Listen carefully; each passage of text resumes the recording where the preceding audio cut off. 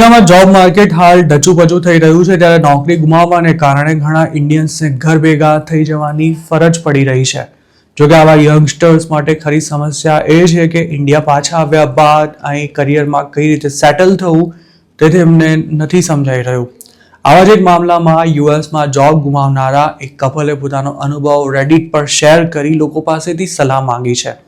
કોઈને પણ વિચારતા કરી મૂકે તેવા કિસ્સામાં પોસ્ટ લખનારને ઓક્ટોબર 2025માં લે ઓફ અપાયો હતો અને ત્યારથી જ તે બેરોજગાર છે અને હવે ઓરેકલમાં કામ કરતા તેના સ્પાઉસનો પણ તાજેતરમાં જ થયેલા માસ ફાયરિંગમાં નંબર આવી ગયો છે. H1B પર જોબ કરતા આ કપલનો 60 દિવસનો ગ્રેસ પીરિયડ શરૂ થવાની તૈયારીમાં છે. એટલું જ નહીં, હવે જોબ મળવાની લગભગ કોઈ જ શક્યતા ન હોવાથી તેમને ઇન્ડિયા પાછા જવું પડશે તે પણ લગભગ નક્કી છે. પોતાની પોસ્ટમાં કપલે જણાવ્યું છે કે તેઓ જુલાઈ મહિનામાં ઇન્ડિયા આવી રહ્યા છે અને ઇન્ડિયામાં શું કરવું તેનો પ્લાન બનાવવાનું પણ તેમણે શરૂ કરી દીધું છે.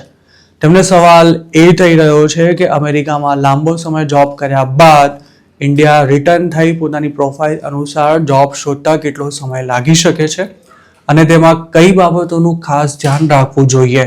આ કપલને સલાહ આપનારા લોકોનું કહેવું છે કે 2 મહિનાનો ગ્રેસ પીરિયડ પૂરો થાય ત્યાં સુધી રાહ જોવાને બદલે છેલ્લી તારીખના એકાદ વીક પહેલા જ અમેરિકા છોડી દેવું જોઈએ, જેથી ઇલીગલ સ્ટેનો કોઈ ચાન્સ ન રહે અને ફ્યુચરમાં આસાનીથી યુએસ પાછા જઈ શકાય.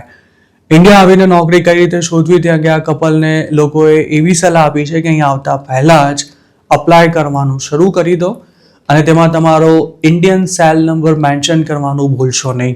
તેમને એવું પણ કહેવાયું છે કે ઇન્ડિયામાં જોબ માર્કેટની હાલત કંઈ ખાસ સારી નથી, પણ કમસે કમ અમેરિકા જેટલો ચિંતાજનક માહોલ પણ નથી અને તમારી સ્કિલ અનુસાર ઇન્ડિયામાં જોબ શોધવામાં 6 મહિના જેટલો સમય લાગી જશે, જેના માટે પહેલેથી જ માનસિક તૈયારી રાખવી જરૂરી છે. એક યુઝરનું એવું કહેવું હતું કે જો તમારી પાસે પૂરતી બચત હોય તો ઇન્ડિયા આવી ગયા બાદ થોડા મહિનાનો બ્રેક લઈ લાઈફમાં સેટલ થાઓ અને પછી જોબ શોધવાનું શરૂ કરો. તેમજ અમેરિકામાં મળતા પગારને ઇન્ડિયામાં મળતી ઓફર્સ સાથે કમ્પેર ન કરશો. આ ઉપરાંત ઇન્ડિયા આવીને નવેસરથી બધું શરૂ કરવા કરતાં અમેરિકાથી જ કોઈ ઓફર લઈ ઇન્ડિયા આવો તો વધારે સારું રહેશે તેવું પણ એક યુઝરનું આ મામલે કહેવું હતું. તેણે એવો મુદ્દો ઉપસ્થિત કર્યો હતો કે ઘણી અમેરિકન કંપનીઓ ઇન્ડિયામાં હાજરી ધરાવે છે જેમાં જોબ માટે ટ્રાય કરી શકાય. તેવી જ રીતે જો અમેરિકા છોડવાનું જ હોય તો તમામ સામાન બને તેટલો જલ્દી વેચી દઈને જોબ્સ માટે અપ્લાય કરવાનું પણ શરૂ કરી દેવું જોઈએ અને સાથે જ ઇન્ટરવ્યૂની તૈયારીમાં પણ લાગી જવું જોઈએ તેવી પણ આ કપલને સલાહ અપાઈ છે. કેટલાક લોકોનું તો એવું પણ કહેવું છે કે જો શક્ય હોય તો અમેરિકામાં જ નાની મોટી જોબ શોધી લો, કારણ કે ઇન્ડિયા પાછા આવવામાં મજા નથી.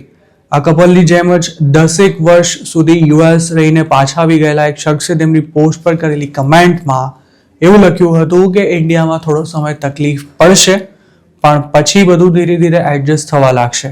પ્રોબ્લેમ જેમ અમેરિકામાં છે તેમજ ઇન્ડિયામાં પણ છે, ફરક બસ એટલો છે કે તેના ફ્લેવર્સ અલગ છે અને ઇન્ડિયા પાછા આવવાને એક તક તરીકે જોજો તેવું પણ આ યુઝરનું કહેવું હતું. અને એક યુઝરે ઇન્ડિયાના જોબ માર્કેટ અંગે એવો મત વ્યક્ત કર્યો હતો કે જો તમારામાં જેની ડિમાન્ડ છે તેવી સ્કિલ હશે તો જોબ શોધવામાં આસાની રહેશે, પણ શરૂઆતના થોડા મહિના ખર્ચા કાઢી શકો તેની વ્યવસ્થા પણ કરી રાખવી પડશે. અમેરિકામાં ઇલીગલ ઇમિગ્રન્ટ્સ ડિપોર્ટ થઈ રહ્યા છે ત્યારે લીગલ સ્ટેટસ પર રહેતા લોકોને નોકરી ધંધો ન હોવાથી યુએસ છોડવાની ફરજ પડી રહી છે.